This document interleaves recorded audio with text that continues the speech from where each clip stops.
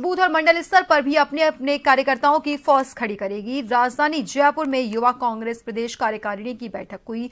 युवा कांग्रेस के राष्ट्रीय प्रभारी कृष्णा अल्लावारू और राष्ट्रीय अध्यक्ष उदय भानु चिब की अध्यक्षता में ये बैठक हुई। युवा कांग्रेस की मजबूती पर विस्तार से चर्चा हुई। चर्चा में अल्लावारू और चिब ने कहा कि केंद्र और प्रदेश सरकार की नीतियों के खिलाफ युवा कांग्रेस को मुकाबला करना होगा। इसके लिए संगठनात्मक गतिविधियों में तेजी लाई जाए, साथ ही ब्लॉक और बूथ स्तर पर संगठनात्मक ढांचे को खड़ा किया जाए ताकि बेहतर तरीके से मुकाबला हो सके।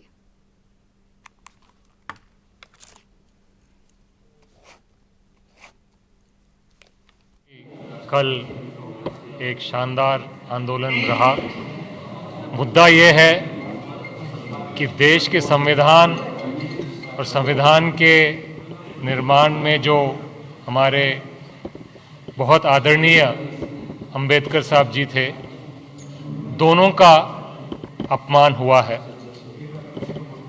बीजेपी, मोदी जी, अमित शाह की सोच संविधान के खिलाफ है, अंबेडकर जी के खिलाफ है। एक तरफ हम इनसे गुजारिश कर रहे हैं कि संविधान पे चर्चा होनी चाहिए, दूसरी तरफ ये संविधान को कमजोर करने की बात, संविधान के रचयिता अंबेडकर जी का मजाक उड़ाने की बात कर रहे हैं। इससे जाहिर है जो बीजेपी की सोच है वो एंटी दलित सोच है, एसटी के खिलाफ वाली सोच है, ओबीसी के विरोध वाली सोच है। और यह भी साफ है कि बीजेपी आरक्षण के खिलाफ है। इसलिए बाबा साहब अंबेडकर जी का बनाया हुआ संविधान उनको अपना सबसे बड़ा दुश्मन लगता है।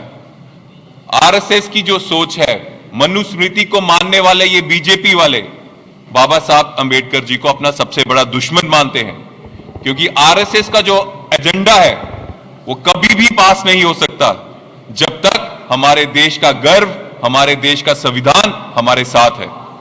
देखो, आज प्रदेश युवा कांग्रेस की कार्यकारिणी बैठक में हमारे राष्ट्रीय प्रभारी कृष्णा अल्लावारू जी पधारे, राष्ट्रीय अध्यक्ष उदय भानु चिब जी ने जिस प्रकार युवा कांग्रेस नौकरी दो नशा नहीं को लेकर पूरे राजस्थान के अंदर तहसील स्तर पर हमारा कार्यक्रम चल रहा है।